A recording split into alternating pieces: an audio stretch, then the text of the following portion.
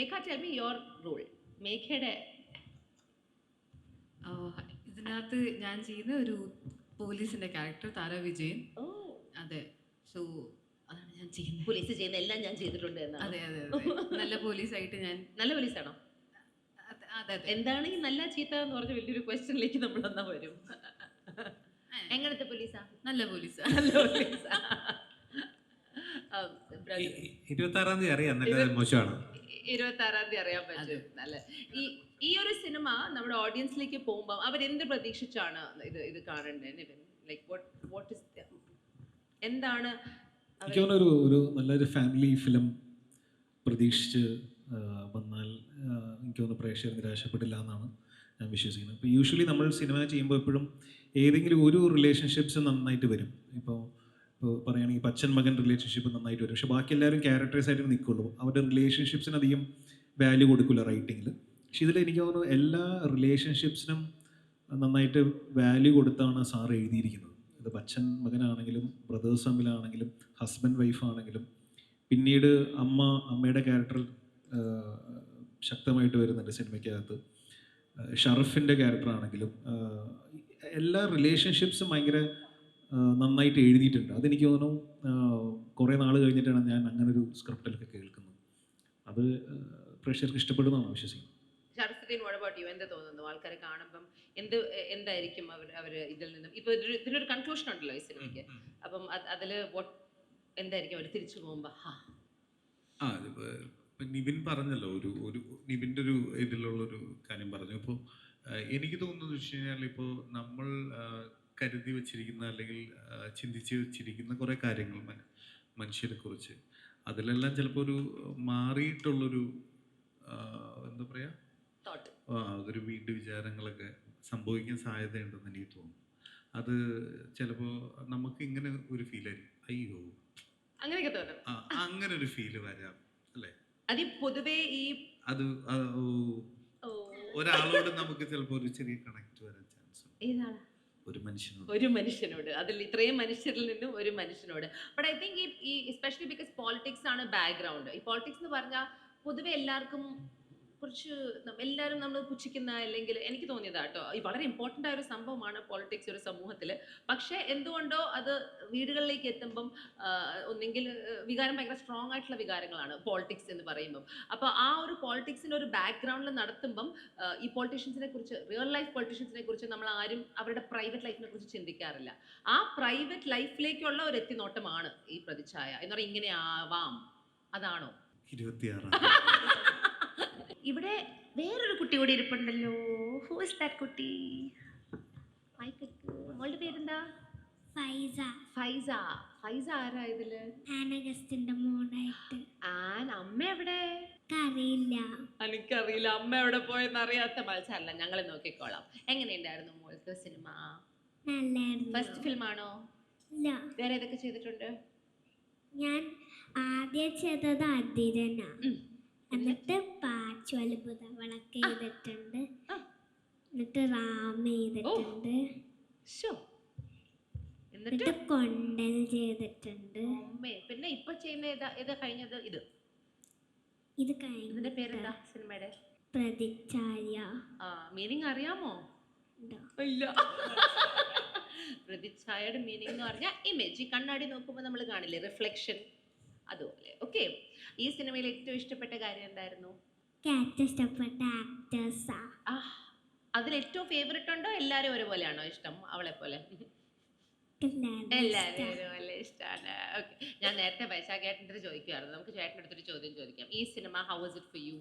എന്തായിരുന്നു your journey? It was a very nice experience. ഞാൻ ഉണ്ണി സാറിനോട് ചെയ്യുന്ന രണ്ടാമത്തെ സിനിമയാണ്. സോ ആദ്യം ചെയ്ത സിനിമയിൽ നിന്ന് വളരെ വ്യത്യസ്തമായിട്ടുള്ളൊരു ക്യാരക്ടറാണ് ഇതിൽ ചെയ്യുന്നത്. ക്യാരക്ടറിന്റെ പേര് തന്നെ കുറച്ച് ഇഷാൻ തേജസ് എന്നാണ് ക്യാരക്ടറിന്റെ പേര്. അതെ അതെ. നേരത്തെ ഷറഫും വിഷ്ണുവും പറഞ്ഞ പോലെ കുറച്ച് നെഫേരിയസ് ആയിട്ട് വരുന്നൊരു സോണിൽ വരുന്നൊരു ക്യാരക്ടറാണ്.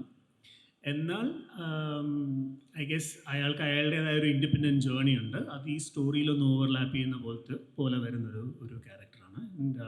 I had a lot of fun with it and it was fun to work with Sharaf and Nivin and all. ഞാൻ നാടകമൊക്കെ ചെയ്ത് നടന്നിരുന്ന ഒരു സമയത്താണ് സിനിമ വല്ലപ്പോഴൊക്കെ ചെയ്യണം എന്ന് ഇങ്ങനെ ആഗ്രഹിച്ച് വന്നിരുന്ന സമയത്ത് ഇവരുടെയൊക്കെ സിനിമകളൊക്കെ കണ്ട് എക്സൈറ്റഡ് ആയിട്ട് ആണ് അങ്ങനെ ഒരു ഡിസിഷനൊക്കെ എടുത്തത്. അവരുടെ കൂടെ സോ അപ്പം it was lot of fun. Okay, നിങ്ങളുടെ ഈ ഒരു കൂട്ടായ്മയിൽ ഇതിലിപ്പം നിങ്ങൾ പറഞ്ഞു എല്ലാ ക്യാരക്ടറിനും അതിൻ്റെതായ ഒരു ഇമ്പോർട്ടൻസ് ഉണ്ട്. So this is to everybody. ഈ കൂട്ടത്തിൽ പോളിറ്റിക്സ്, ശരിക്കുമുള്ള പോളിറ്റിക്സിൽ സർവൈവ് ചെയ്യാൻ ആപ്റ്റ് ആയിട്ടുള്ള ആളാരാ ഈ കൂട്ടത്തിൽ? എന്തുകൊണ്ട്? മൈക്കെടുത്ത് ഉത്തരം എന്താ? ഷറഫിന് ഭയങ്കര പൊളിറ്റിക്കൽ സ്റ്റാൻഡുള്ള ആളാണ്, പൊളിറ്റിക്കൽ ആയിട്ട് നല്ല ധാരണയുള്ള ആളാണ്, എല്ലാത്തിനെ കുറിച്ച് നല്ല വിവരമുണ്ട്. അതൊരു കറണ്ട് പൊളിറ്റിക്സ് മാത്രമല്ല, നാഷണൽ ആണെങ്കിലും ഇന്റർനാഷണൽ ആണെങ്കിലും ഷറഫിന് കൃത്യമായിട്ട് അറിയാം. സാർ ഉണ്ണി സാർ വരൂ, വരൂ വരൂ. ഷറഫിനെ കുറിച്ച് ഡിഡ് യു ഹിയർ? പറയണൊക്കെ കേട്ടോ? ഒന്നും കേട്ടില്ല. ഒന്ന് നമ്മളുടെ പ്രതിച്ഛായയുടെ സംവിധായകൻ, എഴുത്തുകാരൻ ബി ഉണ്ണികൃഷ്ണൻ, ഉണ്ണിച്ചേട്ടനാണ്. ഉണ്ണിച്ചേട്ടാ, ഇവരെല്ലാവരും പറഞ്ഞ ആദ്യത്തെ കാര്യം ഇവരുടെ അടുത്ത് ആരുടെടുത്തും സ്ക്രിപ്റ്റ് പറഞ്ഞില്ല എന്നാണ്. എന്തുകൊണ്ട് പറഞ്ഞില്ല? അതെ, ഞാൻ പറഞ്ഞിട്ടില്ല. ഇയാളത് പറഞ്ഞല്ലേ? അത് തൊട്ടടുത്തിരിക്കുന്ന ആള് വളരെ എന്തിനു വേണ്ടിയാണ് അങ്ങനെ മാത്രം പറഞ്ഞെന്നുള്ളത് സിനിമ ചെയ്ത് കഴിഞ്ഞപ്പോൾ എനിക്ക് ഭയങ്കരമായിട്ട്, അത് ഓരോ സീൻ എടുക്കുമ്പോൾ എനിക്ക് ഭയങ്കരമായിട്ട് മനസ്സിലായി. അത് നല്ല ഒരു രീതിയാണത്, അതുകൊണ്ട് കുറച്ച് ഭംഗിയായിട്ട് ചെയ്യാൻ പറ്റിയിട്ടുണ്ട്. He was very happy. ഇവിടെ സംസാരിച്ചുകൊണ്ടിരുന്നപ്പോൾ ഇവർക്കുള്ളിലൊക്കെ നല്ലൊരു സിനിമ ചെയ്തു ഒരു ഫീലിംഗ് ഉണ്ട്. രാജുചേട്ടൻ പറഞ്ഞത് ചേട്ടൻ ചെയ്തിരിക്കുന്ന ഏറ്റവും വലിയ സിനിമ ഇതാണ് എന്നാണ്. അപ്പം അങ്ങനെയൊക്കെ പറയുമ്പോൾ ഞങ്ങളുടെ പ്രതീക്ഷ കൂടത്തല്ലേ ഉള്ളൂ. അപ്പോൾ ഉണ്ണിച്ചേട്ടൻ എന്താണ്? എൻ്റെ കൂടെ വർക്ക് ചെയ്തവർ ഹാപ്പിയാണെന്ന് അറിയുന്നതിൽ സന്തോഷമുണ്ട്. പിന്നെ സിനിമ അൾട്ടിമേറ്റ്ലി തിയേറ്ററിൽ വരുമ്പോൾ എങ്ങനെയാണ് എന്നുള്ളതാണ്. അതെ, അത് ഈ മാർച്ച് 26 വരും. ഞാൻ കുറെ ചെകഞ്ഞു നോക്കി ചേട്ടാ, ആരും ഒന്നും പറഞ്ഞില്ല. ഷറഫ് പറഞ്ഞു ഇതൊരു പച്ചക്കറി തോട്ടമല്ല, പച്ചക്കറി വിൽക്കുന്ന ആൾക്കാരാണ്, വിഷപ്പച്ചക്കറിയാണ് വിൽക്കുന്നത് എന്നൊക്കെ പറഞ്ഞ് ഫുൾ കൺഫ്യൂഷൻ ആക്കി കളഞ്ഞിരിക്കുക തന്നെ. അത് മാർക്കറ്റ് ചെയ്യുന്നവനാണ് വിഷ്ണു. വലിയ പ്രത്യേകത ഉള്ളത് വൈശാഖ് ഒഴിച്ചിട്ട് ബാക്കി എല്ലാവരും എൻ്റെ കൂടെ ആദ്യമായിട്ട്. Oh really? ഹി സെഡ് രണ്ടാമത്തെ സിനിമയാണ്. ബാക്കി എല്ലാവരും ഞാനുമായിട്ട് ആദ്യമായിട്ടാണ്. അത് ഈ സ്ക്രിപ്റ്റ് ഇവര് ഇത്രയും സീനിയർ ആയിട്ടുള്ള ഇവരെ കൂടെ 40+ years അല്ലേ?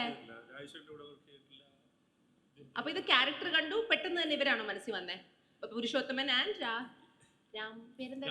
രാമകൃഷ്ണൻ. അതെ, രണ്ടുപേര്. അവര് എനിക്ക് തോന്നുന്നു അവര് ഇതുവരെ അങ്ങനെ അല്ലേ, അങ്ങനെ ഒരു എൻ്റെ അടുത്ത് പറഞ്ഞു ഓക്കെ മാത്രം പറഞ്ഞു. ഒരു ദിവസം ഒരു വെരി ഗുഡും കൂടെ പറഞ്ഞു.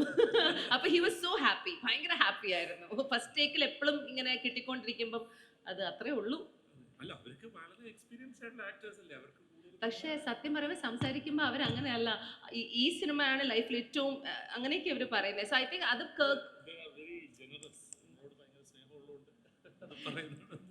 അതുകൊണ്ടല്ല, സത്യമായിട്ടും ഉള്ള കാര്യം തുറന്നു പറഞ്ഞാൽ, കാരണം ഞാൻ ഇങ്ങനത്തെ ഒരു ക്യാരക്ടർ ലൈഫിൽ ചെയ്തിട്ടില്ല, സത്യമുണ്ട്. നിവിനോ? നിവിൻ്റെ ഈ ഒരു ക്യാരക്ടർ ഇതൊരു ഹീറോ എന്ന് നമുക്ക് വിശേഷിപ്പിക്കാൻ പറ്റുമോ, അതോ ഡിഫറെന്റ്? എല്ലാവർക്കും ഒരു വലിയ കഥാപാത്രം ഉണ്ടല്ലോ ഇതിൽ. അതായത് യൂഷ്വൽ സിനിമയിൽ ഒരു നായകൻ വില്ലൻ, നായകൻ വൈറ്റ് ഇതായിരിക്കും, വില്ലൻ ഒരു ബ്ലാക്ക്, അങ്ങനെയാണല്ലോ നമ്മളിപ്പോഴും കാണാം. പക്ഷെ ഇതിലെല്ലാവരും ഗ്രേ ആണ്. നായകനും ഒരു ഗ്രേ ഷെയ്ഡ് ഉണ്ട്, വില്ലൻ എൻറ്റയർലി വില്ലൻ എന്ന് പറയാൻ പറ്റില്ല, അയാൾ ഒരു ഗ്രേ ഷെയ്ഡാണ്. അയാളുടെ ഉള്ളിലൊരു നായകനുണ്ട്, സിറ്റുവേഷൻ കൊണ്ട് ചില കാര്യങ്ങൾ ചെയ്തു പോകുന്നതാണ്. അപ്പോൾ ഇത് ആരാണ് ശരി, ആരുടെ ഭാഗത്താണ് നമ്മൾ നിൽക്കേണ്ടതെന്നെല്ലാം ഒരുപക്ഷെ സിനിമ കാണുമ്പോൾ നമുക്ക് തോന്നാം. അതൊരു റൈറ്റിങ്ങിൽ വരുന്നൊരു കാര്യമാണ്. യൂഷ്വൽ സിനിമയിൽ വില്ലൻ എന്ന് പറയുമ്പോൾ നമുക്കറിയോ ഇതൊക്കെയാണ്, ഇങ്ങനെയാണ് അയാൾ, ഒരു രീതിയാണ്. പക്ഷെ ഇതിൽ വില്ലനിലൊരു നായകനുണ്ട്. അതാണ് അതിനകത്ത് രസം എനിക്ക് തോന്നിയിട്ടുള്ള ഏറ്റവും ഇൻട്രസ്റ്റിംഗ് ആയിട്ട് തോന്നിയ കാര്യം, വില്ലനിലൊരു നായകനുണ്ട്. ഐ തിങ്ക് അതർ റൈറ്റിംഗിൽ അദ്ദേഹം കൊണ്ടുവന്നൊരു സംഭവമാണ്. അപ്പോൾ ഉണ്ണിച്ചേട്ടൻ ഇങ്ങനത്തെ ഒരു പ്രമിസ് വളരെ ഇഷ്ടപ്പെടുന്ന ഒരാളാണ് അല്ലേ? Political power struggle, morality, emotions എല്ലാം കൂടെ ദാറ്റ് ഈസ് ഒരു പാഷൻ. ഇഷ്ടമാണെങ്കിലും ഞാൻ ഇപ്പോൾ ഇവരെല്ലാം പറഞ്ഞ പോലെ ബേസിക്കലി ഒരു റിലേഷൻഷിപ്പ് ഡ്രാമയാണ്. പൊളിറ്റിക്സ് അതിൻ്റെ ഒരു ബാക്ക്ഗ്രൗണ്ട് മാത്രമാണ്. നമ്മൾ കഴിഞ്ഞ ഒരു സ്ഥലത്ത് നമ്മൾ പറഞ്ഞ പോലെ നമ്മൾ കാണുന്ന എല്ലാ വലിയ രാഷ്ട്രീയ നേതാക്കൾക്കും ഒരു സ്വകാര്യ ജീവിതമുണ്ട്, ഫാമിലി ഉണ്ട്. അവരുടെ ഓരോ ദിവസത്തെ പ്രവർത്തനത്തിൻ്റെ ഇമ്പാക്റ്റ് അവരുടെ വീട്ടിലുള്ളവരുടെ സ്വാഭാവികമായിട്ട് റിഫ്ലക്റ്റ് ചെയ്യും. അപ്പോൾ അങ്ങനെ ഒരു തോട്ടാണ് ഈ സിനിമയുടെ ഏറ്റവും കാതലായ തോട്ടം എന്ന് തോന്നുന്നു. പിന്നെ ഈ പറഞ്ഞ പോലെ വെരി ഫോർച്ചുനേറ്റ്, ഇത്രയും നല്ല. ഇപ്പോൾ ഞാൻ ആദ്യമായിട്ടാണ് ഒരാളെ പരിചയപ്പെടുത്തുന്നത് സിനിമ. എനിക്കറിയില്ലായിരുന്നു ആക്ച്വലി ഫസ്റ്റ് ഫിലിമാണ്, ഇപ്പോഴാണ് ഞാൻ അറിഞ്ഞത്. മുമ്പ് ചെയ്തിട്ടുണ്ടോ എന്ന് എനിക്ക് എന്തായാലും ഡെഫിനറ്റ്ലി ഒരു ഫീമെയിൽ പ്രൊട്ടഗോണിസ്റ്റ് എന്ന നിലയിൽ ആദ്യമായിട്ടാണ്. പിന്നെ നമുക്ക് ഇവിടെ ഇപ്പം ഇല്ല, എന്തോ ബാലേന്ദ്രൻ ഇല്ല, അത് ഭയങ്കര ഒരു അദ്ദേഹത്തിന് പങ്കെടുക്കാൻ സാധിച്ചിട്ടില്ല. പക്ഷെ ബേസിക്കലി അത് മറ്റാരുടെയും സിനിമ പോലെ അദ്ദേഹത്തിൻ്റെ സിനിമയാണ്, ഒരുപടി മുകളിലാണെങ്കിൽ മാത്രമേ ഉള്ളൂ. അതുപോലെ പ്രധാനപ്പെട്ട ഒരു കഥാപാത്രം, അത് വളരെ സെൻസിറ്റീവ് ആയിട്ടുള്ളൊരു കഥാപാത്രം വളരെ കൃത്യമായിട്ട് ചെയ്ത ഒരാളാണ് ആന ഗസ്റ്റ്. ഓൾസോ അവർക്ക് ഇവിടെ അപ്പോൾ അവരും അങ്ങനെ ഒരുപാട് ബ്രില്യൻറ്റ് ആക്ടേഴ്സ് ഉണ്ടായിരുന്നു. പിന്നെ എൻ്റെ technical crew they are also very brilliant. Cinematographer Chandru and editor Manoj, music Justin ഇതായിട്ടാണ് വന്നിരിക്കുന്നത്. അതുപോലെ ആർട്ട് ഡയറക്ഷൻ ഷാജിയും അജിയും ചെയ്തിരിക്കുന്നത്, കോസ്റ്റ്യൂംസ് ചെയ്തിരിക്കുന്നത് സിജി, എല്ലാവരും ഭയങ്കര ഗംഭീരമായിട്ട് ഇതിനകത്ത് ഇൻപുട്ട്. മൈ ടീം, എൻ്റെ കൂടെയുള്ള team, I believe they are the best. What is your expectation? ഒരു ഡയറക്ടർ അങ്ങനെ എക്സ്പെക്ടേഷൻ ഇല്ല. We have done our bit. നമ്മൾ ചെയ്തു. ആ വർക്കിൽ ഞാൻ ഓക്കെയാണ്. പക്ഷേ ഇത് വ്യാഴാഴ്ചയാണ് ഇത് ആളുകളിലേക്ക് എത്തോ ഇല്ലയോ എന്നൊക്കെ അറിയുന്നത്. അത് ഇത്രയും നാളത്തെ എൻ്റെ എക്സ്പീരിയൻസിൽ എനിക്കറിയാം. അൾട്ടിമേറ്റ്ലി ആളുകൾക്ക് ഇഷ്ടപ്പെടണം. നമ്മൾ എന്തെല്ലാം എഫേർട്ട് എടുത്തു, എത്ര പണം ചിലവാക്കി, എത്ര ക്ലേശം, അതൊന്നും ആളുകൾക്ക് അറിയേണ്ട കാര്യമില്ല. അൾട്ടിമേറ്റ്ലി അവർ 2.5 മണിക്കൂർ എൻജോയ് ചെയ്യുന്നുണ്ടോ എന്ന് മാത്രം അവർക്ക് അറിഞ്ഞാൽ മതി. അത് നമുക്കറിയാം. അത്